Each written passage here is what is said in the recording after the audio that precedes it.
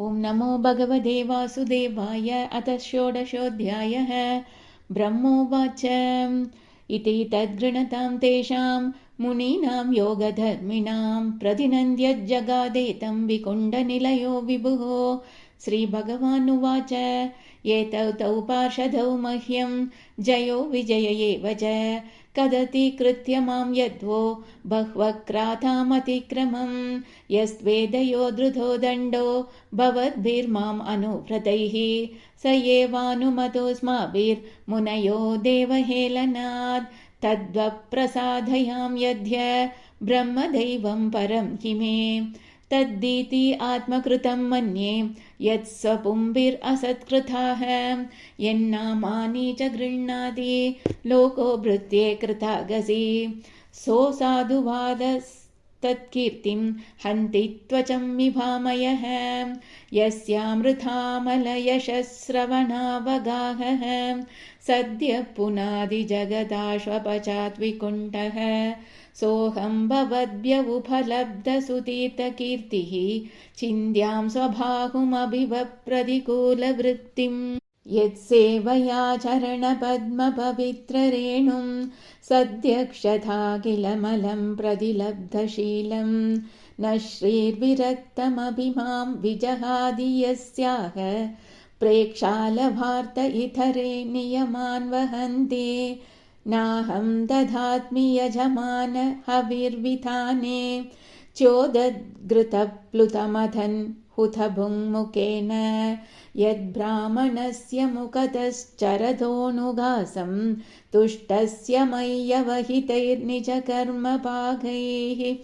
येषां बिभर्म्यहम् अखण्डविकुण्ड योगमाया विबोधिरमलाङ्घ्रिरचकिरीटैः विप्रां तु को न विषहेत यदर्हणाम्बः सद्यः पुनादि सह चन्द्रललामलोकान् ये मे तनुर्द्विजवरान् दुहतीर्मदीया भूधान्यलब्धशरणानि च भेदबुद्ध्या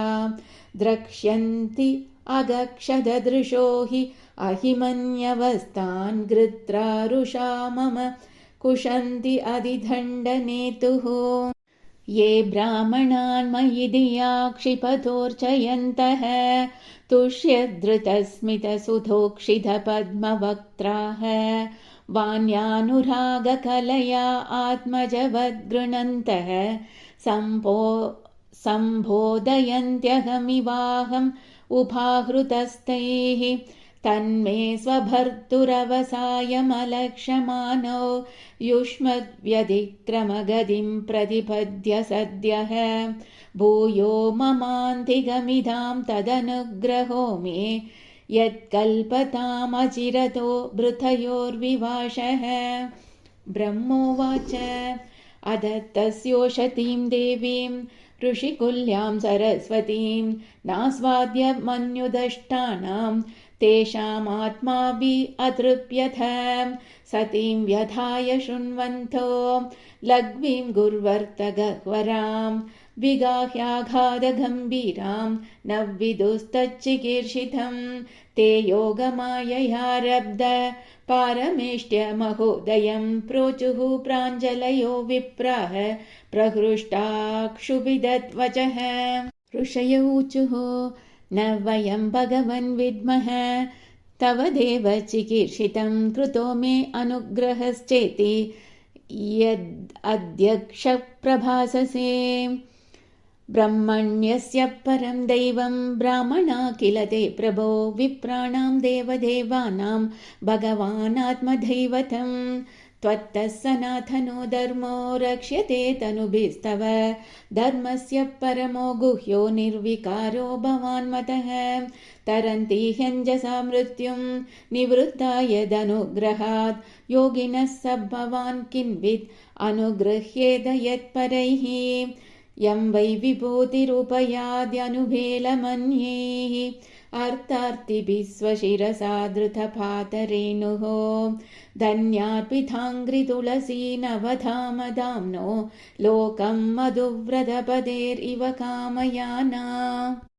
यस्तां विविक्तचरितैरनुवर्तमानां नाद्याद्रियत्परमभागवतप्रसङ्गः सत्त्वं द्विजानुपदपुण्यरजः पुनीतः श्रीवत्सलक्ष्मकिमघा भगभाजनस्त्वं धर्मस्य ते भगवदस्त्रियुगत्रिभिस्वैः पद्भिश्चराचरमिदं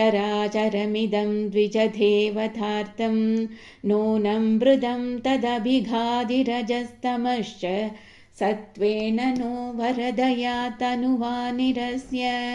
न त्वं द्विजोत्तमकुलं यदिहात्मगोपं गोप्ता वृषस्वर्हणेन ससूनृतेन तर्ह्येव नङ्क्ष्यति शिवस्तव देवपन्था लोगो ग्रहीष्यतृषभस्य हि तत्प्रमाणम्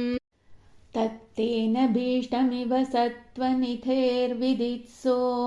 क्षेमं जनाय निजशक्तिभिरुद्धृतारेः नैतावतात्रयधिपदेर्बद विश्वभर्तुः तेजक्षतं तु अवनतस्य सथे विनोदः यं वानयोर्धममदीश भवान् विदत्ते वृत्तिं नु वा तदनुमन्महि निर्व्यलीकम् अस्मासु वायवुचितो ध्रियतां सदण्डो येनागसौ वयम् अयुङ्क्ष्महि किल्बिषेण। श्रीभगवानुवाच एतौ सुरेतरगतिं प्रतिपद्य सद्यः संरम्भसंवृतसमाद्यनुभक्तयोगौ भूयः सकाशमुपयास्यद आशु यो वः शापो मयैव निमितस्तथवैथ विप्राः। ब्रह्मोवाच अथ ते मुनयो दृष्ट्वा